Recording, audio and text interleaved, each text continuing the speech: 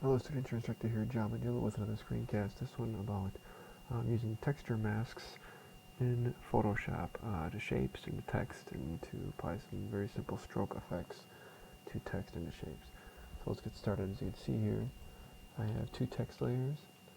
I have a metal texture layer, and then this background is just white because it's a solid backdrop. Okay, first things first, I'm going to draw an oval. So to do that, I'm going to go this tool, you might just see a rectangle tool. I'm going to go to the ellipse tool, and I'm just going to draw an ellipse in like that. If I want everything centered, which I probably do, I'm just going to take all of this. Well, let me undo that. The reason why you don't see that is because I was below this metal layer. Here we go. Draw it again. Let's just say it's like so.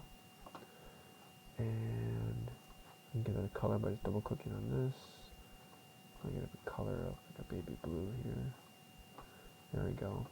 Now, if I want to give it like a stroke or an outline, what I can do is right click on this and go to blending options. In my layer style dialog, I'm going to choose stroke. I'm going to set this to the inside actually. Stroke of, let's say, 9. And change the color on that to this, but then something darker and brighter.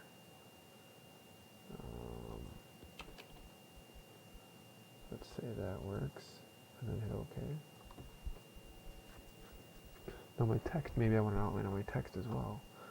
So I'm going to right click on this here, go to blending options.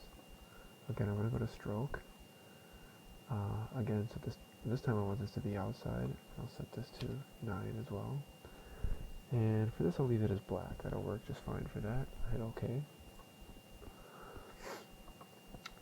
To center everything, what I can do is click here, hold shift and click all the way down here, and go up here and I'll just center align everything. That'll work great. Now deselect the layers, grab this one, drag this down a little bit, so it's just above halfway in that oval. Now what I want to do is I want to have this creating raised car body, the style, be like an arc underneath the oval here. So I'm going to go to it. Instead of selecting it, what I'm going to do is go to Edit, Free Transform. And up here there's a Warp button. I'm going to click on that. And I'm going to say get options here. This one I want to set this to arch. And by default it'll give me 50% bend. I'm going to try negative 30%.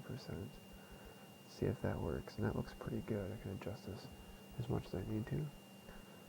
And I'll just go over here to the check mark. That applies the warp transformation to it. I'm just going to nudge this down a little bit with my arrow keys. Now, if I want this metal texture to go into the oval, what I would do is I'm going to place it immediately above the oval, or what they call the shape layer. I'll rename that, call it oval. So this metal texture now is immediately above it. I'm going to right click. I'm going to create clipping mask. It's off the screen here, but it's right click, create clipping mask. It fits into there and I still get this nice blue outline for that white layer that moved over a little bit. That back. There we go.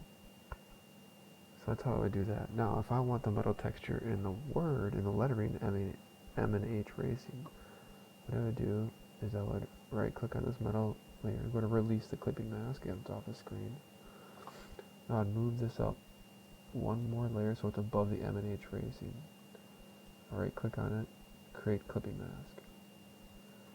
Now it's only going to appear with M and H Racing letters where notice the outline stays intact, or the stroke stays intact, and I can see the blue of the oval come through there.